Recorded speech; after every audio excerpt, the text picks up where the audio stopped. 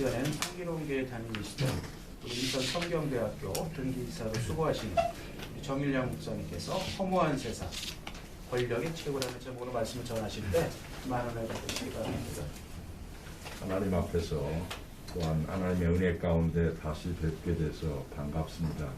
또한 이 자리는 저와 여러분들 뿐만이 아니라 경건한 자리가 되어야 하는데 그것은 바로 하나님께서 이 자리에 함께 하시기 때문입니다. 오늘 사도행전 12장은 헤롯의 박해로부터 시작해서 그의 죽음으로 끝을 맺고 있습니다. 오늘 원래는 12장 1절부터 25절까지 전부를 다 읽어야 되는데 시간상 21절부터 25절까지 20만 읽었습니다. 오늘 보면은 그 핵심이 문맥상 헤롯 이야기가 이곳에 배치된 것은 정말 자연스럽지 않아요. 마치 이야기의 흐름을 끊는 듯한 그런 느낌을 받습니다. 왜냐하면 11장 보면 안디옥 교회가 아주 설립되고 부흥되는 그런 기록이 11장에 있습니다. 11장 마지막 부분에서는 예루살렘 교회가 흉년으로 어려움을 당하자 안디옥 교회, 이제 안디옥 교회가 바나바와 사울을 보내서 부조를 하는 것으로 마칩니다. 그리고 오늘 보면 오늘 읽은 12장 25절은 바나바와 사울이 그 예루살렘 교회, 그 어려웠던 예루살렘 교회 부조를 마치고 마가라 하는 요한을 데리고 예루살렘으로 돌아오니라 라고 하므로 11장 마지막과 12장 오늘 25절, 그러니까 요 지금 본문 12장은 쏙 빼는 것이 오히려 자연스럽습니다. 그 사이에 이 헤롯의 박해 사건을 기록했는데 이것은 성령께서 누가를 통하여 어떤 의도적으로 여기에 삽입한 것 같습니다. 그러면 성령께서는 무슨 의도로 여기에 그 헤롯의 박해 사건을 여기다가 삽입했을까요? 끼워 넣었을까요? 이것은 하나님 나라가 확장되어 갈 때 언제나 대적하는 세력이 있다는 것입니다. 그들이 당장에는 승리하는 것처럼 보입니다. 그렇지만 결국은 심판을 받는다는 얘기입니다. 하나님 나라는 멈추지 않고 승리하게 되어 있습니다. 왜냐하면 바로 하나님께서 이끌어가고 계시기 때문입니다. 본문을 통해 하나하나를 살펴보고자 합니다. 오늘 보면은 기독교는 언제나 세상으로부터 박해를 받습니다. 우리는 이 11장에 보면 야고보를 헤롯이 참수하는 장면을 볼 수 있습니다.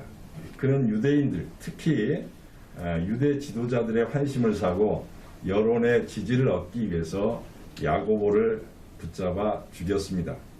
또 그는 유대인들의 가장 큰 명절인 6월절에서 무교절로 이루어지는 시기에 베드로를 붙잡아 참수시킴으로 이제 헤롯이 권력의 기반을 확고하게 그렇게 다지기를 원했습니다. 당시 그리스도인들은 핍박당하는 것은 죄 때문이 아니었습니다.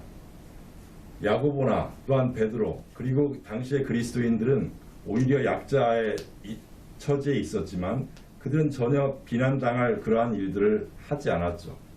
그런데 그럼에도 불구하고 기독교는 정치 권력에 그리고 종교 권력에 특히 여론의 조롱과 비난과 박해를 받았습니다. 그 이유가 무엇일까요?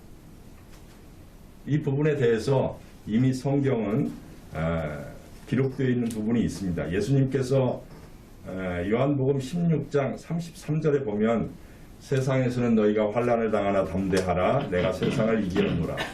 또한 마태복음 24장 9절에도 그때 사람들이 너희를 환난에 넘겨주겠으며 너희를 죽이리니 너희가 내 이름 때문에 모든 민족에게 미움을 받으리라. 그리스도인이 왜 미움을 받고 그렇게 환난을 받는다고 말합니까? 예수님의 이름 때문이라고 말합니다. 예수님의 이름 때문이라는 것은 예수님을 예수님 때문이라는 것입니다. 그리스도인들의 의미는 그리스도를 따르는 자들이라는 의미입니다. 최초로 안디옥 교회 성도들이 그리스도인이라 칭함을 받았죠. 그들은 예수를 따르는 삶을 살았기 때문에 세상 사람들이 붙여준 이름이 바로 그리스도인들이라고 합니다. 예수님처럼 살게 되면 미움을 받습니다. 왜 그럴까요? 예수님은 병자를 치유하고 또한 귀신을 쫓아내고 죄인들을 품으셨습니다.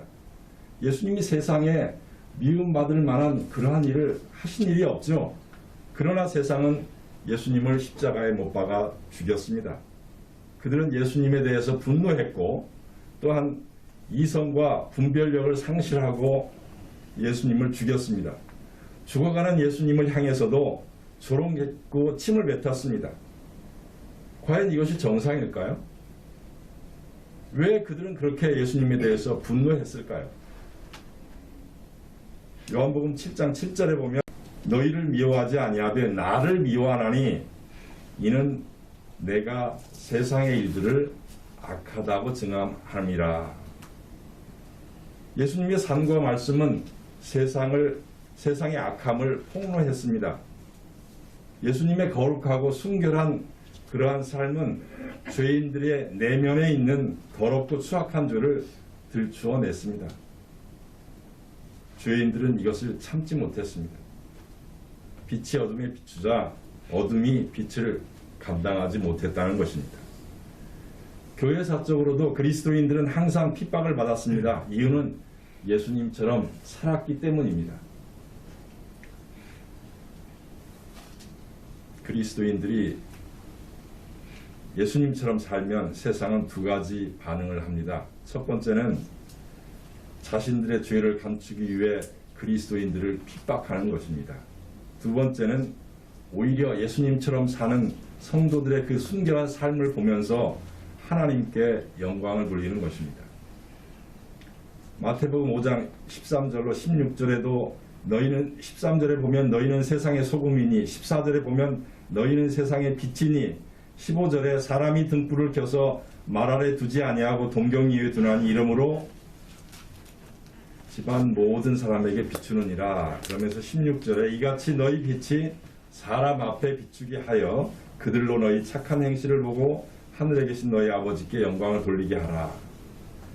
성도들의 착한 행실을 보고 하늘에 계신 너희 아버지께 영광을 돌린다는 것입니다. 누가 그런다는 거예요? 세상 사람들이, 불신자들이 하나님께 영광을 돌린다는 것입니다. 그러나 빛과 소금으로 살지 못하면 어떻게 된다는 말입니까? 아무 쓸데없이 밖에 버려져 사람에게 밟힌다는 것입니다. 자, 저와 여러분들 여기서 한번 생각해 보시기 바랍니다. 현 시국에서 한국교회가 당하는 조롱과 비난은 오히려 그리스도인으로 살지 않기 때문에 당하는 고난입니다. 당시에 예수님을 따라 살던 그러한 그리스도인들은 예수님을 따라 살기 때문에 비난과 조롱과 핍박을 받았는데 오늘 한국의 교회는 오히려 예수님을 따라 살지 않기 때문에 받는 비난이라는 것입니다. 빛과 소금으로 살지 않았기 때문입니다. 예수님처럼 살지 않았기 때문에 받는 비난입니다. 이 부분에 대해서는 우리가 입이 10개라도 할 말이 없습니다. 자신들의 무지 또한 죄로 인해 당하는 고난이기 때문입니다. 그리스도를 따라 순결한 삶을 살기 때문에 당하는 고난이 아니라는 것입니다. 우리가 성경에서 베드로전서 2장 12절로 17절에 이렇게 기록되어 있습니다. 너희가 이방인 중에서 행실을 선하게 가져 너희를 악행한다고 비방하는 자들로 하여금 너희 선한 일을 보고 오시는 날에 하나님께 영광을 돌리게 하려 함이라. 13절도 인간의 모든 제도를 주를 위하여 순종하되 혹은 위에 있는 왕이나 혹은 그가 악행하는 자를 징벌하고 선행하는 자를 포상하기 위하여 보낸 총독에게 하라. 곧 선행으로 어리석은 사람들이 무식한 말을 막으시는 것이라. 16절에 너희는 자유가 있으나 그 자유로 악을 가리는 데 쓰지 말고 오직 하나님의 종과 같이 하라. 17절에 무사람을 공경하며 형제를 사랑하며 하나님을 두려워하며 왕을 존대하라. 성도들은 이방인 가운데서 행실을 선하게 하라는 것입니다. 빛과 소금으로 살라는 주님의 말씀과 똑같은 의미죠. 그럴 때 하나님께 영광을 돌린다는 것입니다. 누가 그런다는 겁니까? 바로 이방인들이라는 것입니다. 불신자들이 그런다는 거예요. 그들이 우리의 그리스도인들의 선한 행실을 보고 하나님께 영광을 돌린다는 것입니다.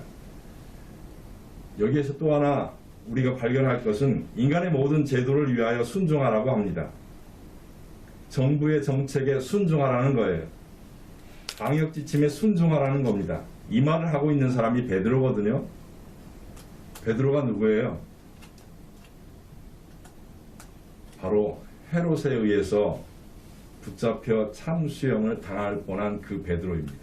그런데 그 베드로가 오히려 헤롯의 그 제도, 인간의 제도에 순종하라고 말하고 있습니다. 그 밑에 또 구절을 한번 계속 볼까요? 19절, 베드로전서 2장 19절로 21절입니다. 부당하게 고난을 받아도 하나님을 생각함으로 슬픔을 참으면 이는 아름다우나 죄가 있어 매를 맞으면 무슨 칭찬이 있으리요. 그러나 선을 행함으로 고난을 받고 참으면 이는 하나님 앞에 아름다우니라.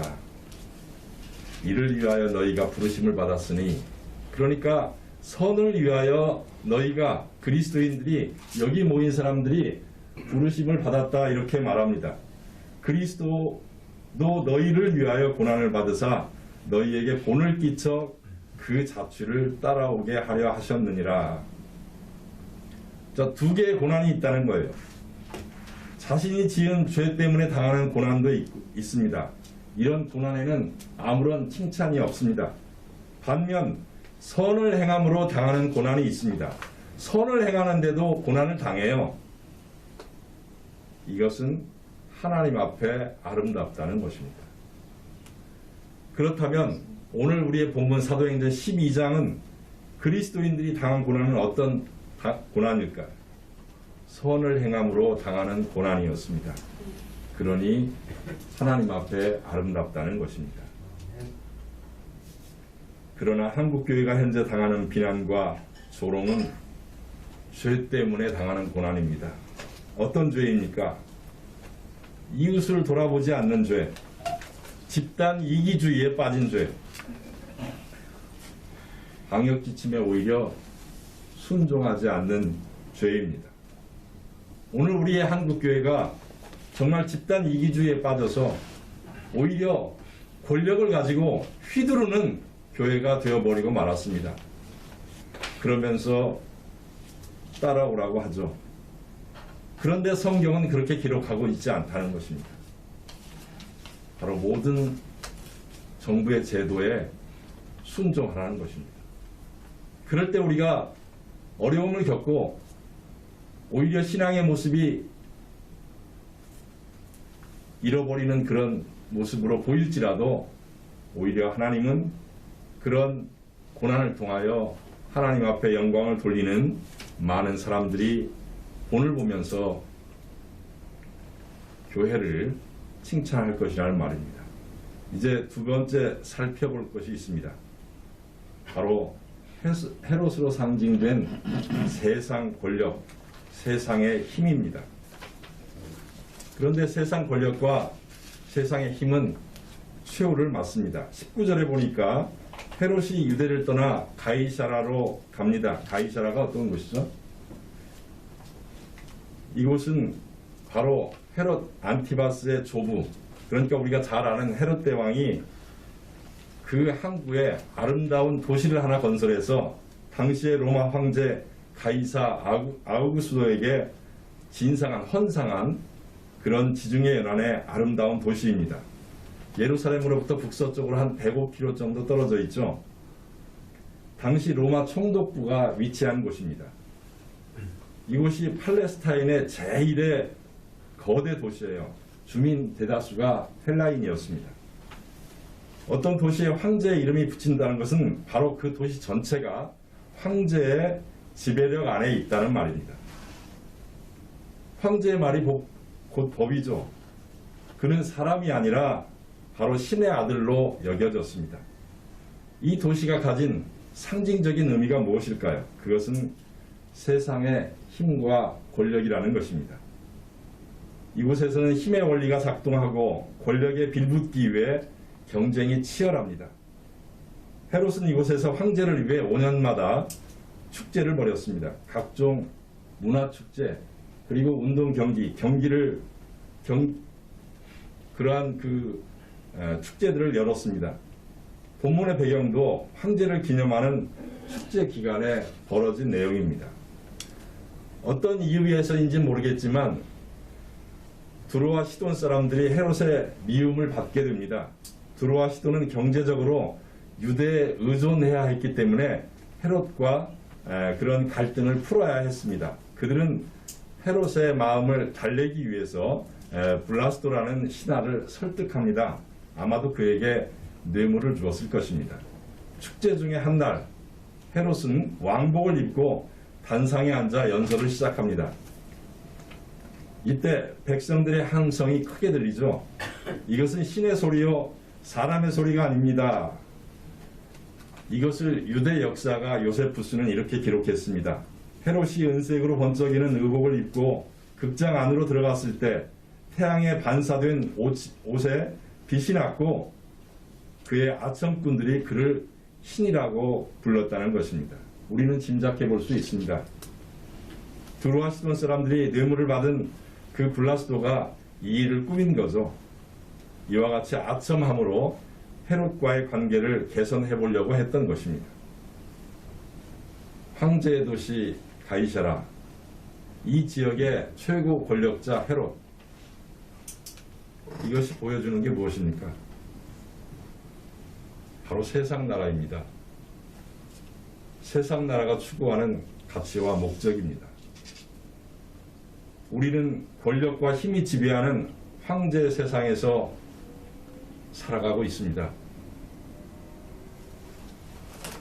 여기에 편승하기 위해서 사람들은 치열하게 경쟁합니다. 여기서 낙오되면 무능한 자로 치부됩니다. 그래서 우리는 힘과 권력이 지배하는 황제의 세상에서 힘과 권력을 얻기 위해서 부단히 노력하며 살아갑니다. 어릴 적부터 치열하게 경쟁하며 서열을 세우죠. 앞에 선 자들에게 부와 권력이 주어지고 한 번 주어진 권력은 특별한 일이 없는 한 쉽게 빼앗기지 않습니다. 오히려 부도 대물림되고 가난도 대물림됩니다. 부모들은 현실의 삶에서 이것을 뼈저리게 체험하기에 자녀들만큼은 이 경쟁에서 절대 밀리지 않길 바랍니다. 내 자녀들이 힘과 권력의 중심에 서기를 간절히 바랍니다. 이것이 바로 본문이 보여주고자 하는 황제의 세상입니다. 저와 여러분들, 저도 마찬가지예요. 한번 생각해 보십시오. 이러한 힘과 권력이 지배하는 세상에서 그리스도인들이 핍박받는 이유가 무엇이겠습니까? 그것은 주님께서 이루시는 나라는 이런 것과는 완전히 다르기 때문입니다. 바로 하나님 나라, 하나님 나라는 섬기는 나라입니다. 하나님 나라는 높은 자가 낮은 자를 섬깁니다. 힘이 있는 자들이 힘이 없는 자들을 오히려 섬깁니다. 하나님 나라는 부한 자들이 자신의 부로 가난한 자들을 섬깁니다. 하나님 나라는 능력 있는 자들이 자신의 능력으로 무능한 자들을 오히려 섬깁니다. 그러니 세상 나라가 이것을 가만히 둘 리가 없습니다. 내가 어떻게 해서 번 돈인데, 내가 어떻게 해서 획득한 권력인데 그것을 누리지 않고 약한 자를 위해서 기꺼이 헌신하겠다? 아니요. 싫은 것입니다. 헤롯이 바로 그런 자입니다. 그가 이룬 권력과 부, 그것을 유지하고 견고히 하기 위해서 황제를 위해 축제를 벌이고 있습니다. 헤롯은 황제의 세상에서 승자입니다. 그는 왕좌에 앉아 자신을 신이라고 환호하는 사람들의 소리를 듣습니다. 모두가 오르고 싶어하는 자리입니다. 사람들의 칭송을 받는 자리. 당신의 능력이 당신을 그 자리에 오르게 한 것입니다. 그러니 당신은 우리의 칭송을 받기에 합당합니다. 당신은 신입니다. 세상 나라는 내가 하나님이 되고자 하는 나라입니다. 수단과 방법을 가리지 않고 힘과 권력을 쟁취해서 이웃을 착취하는 나라가 바로 세상 나라입니다. 차별적인 세상에서 내가 획득한 부와 권력으로 사람들을 차별하는 나라가 바로 지금 이 나라, 세상 나라라는 것입니다. 세상 나라의 목적은 헤롯과 같은 자리에 서는 것입니다. 아니, 나는 이루지 못했지만 내 자녀들만이라도 이런 자리에 올려놓고 싶은 것입니다. 그런데 그 결과가 무엇입니까? 오늘 23절 한번 봅니다. 헤롯이 영광을 하나님께 돌리지 아니하므로 주의 사자가 곧 친히 벌레에게 먹혀 죽으니라. 세상 나라의 권력은 결국 비참한 최후를 맞게 된다는 것입니다. 요세푸스의 증언에 의하면 헤롯은 격한 복통을 일으켜 왕궁으로 옮겨진 후에 닷새 동안 병을 앓다가 죽었다고 기록하고 있습니다. 학자들은 촌충이나 낭종에 의해 복막염을 일으켜 죽은 것으로 봅니다. 여러분 보십시오. 세상의 부와 권력의 상징인 헤롯이 결국 무엇에 의해 죽습니까? 기생충 하나의 파멸합니다. 우리의 주변을 한번 보시기 바랍니다. 사람들이 이룬 부와 권력이 무엇 때문에 부서져 내리고 있습니까? 바로 바이러스 하나에 부서지고 있습니다. 이게 무엇을 말하나요? 세상 나라가 추구하는 삶이 이처럼 허무하다는 것입니다. 어떻게 해서 이룬 부와 권력인데 바이러스 하나가 이 모든 것을 다 부셔버리고 있다는 것입니다. 미국을 보십시오. 유럽 사회를 한번 보세요. 바이러스 하나에 얼마나 허무하게 이렇게 무너져 내리고 있습니다. 그러니 여러분, 세상 나라에 편승하지 마십시오. 우리의 자녀들을 세상 나라의 자녀로 키우지 마십시오. 그 나라를 위해 우리의 시간과 물질과 노력을 쏟는 것은 너무나 허무한 일입니다. 우리가 오늘 결론을 보겠습니다. 24절입니다. 하나님의 말씀은 흥왕하여 더하더라. 세상 나라는 무너집니다. 그러나 하나님 나라는 흥왕합니다. 하나님의 말씀이 하나님의 나라를 흥왕하게 합니다. 그 말씀에 생명을 거는 자들, 그 말씀을 생명의 도리로 붙잡고 살아가는 자들, 그들은 흥왕할 것이라는 말씀입니다. 봄이죠. 화려한 꽃이 필 것입니다. 그러나 그 꽃도 시듭니다. 풍성한 풀도 자라지만 그 풀도 시들 것입니다. 그러나 주의 말씀은 영원할 것입니다. 네. 그 영원한 주의 말씀에 여러분의 삶을 헌신하시기를 바랍니다. 그리고 여러분의 자녀들이 주의 말씀을 내 발의 등이요 빛으로 삼고 살아가도록 인도해 주시기를 바라겠습니다. 이 말이 허공에 대는 공허한 말이 되지 않기를 원합니다. 왜냐하면 이 말은 성경에 기록되어 있는 하나님의 말씀이고 진리이기 때문입니다. 우리가 예수님처럼 사는 것, 예수님 따라 사는 것, 그것은 바로 예수님의 이름 때문에 살아가는 것입니다. 오늘의 이 자리는 영광의 자리입니다. 이 영광은 예수님께서 우리에게 보여주셨고 예수님께서 빛과 소금으로 살라고 명령하신 그 말씀을 받들어 우리가 붙잡고 살아가는 저와 여러분들입니다. 오늘 이 자리 가운데서 하나님의 영광만이 드러나기를 기원합니다. 네. 기도하겠습니다. 주님은 은혜를 감사하고 아멘. 하나님의 사랑과 성령의 교통하심에 감사드립니다. 오직 주님의 영광만을 위하여 살아갈 수 있도록 인도하여 주시고 또한 지켜주셨으며 또한 우리를 이끌어 주신 성령께 날마다 감사를 드리며 오늘 이 자리에 예배하는 모든 하나님의 권속들에게 오직 주의 은혜가 넘쳐나기를 원합니다. 아멘. 세상을 바라보지 않고 오직 주의 말씀에 순종하며 기뻐하며 감사하는 삶이 되기를 원합니다. 아멘. 주님 함께하여 주시옵소서. 아멘. 우리 주 예수 그리스도의 이름으로 기도하옵나이다.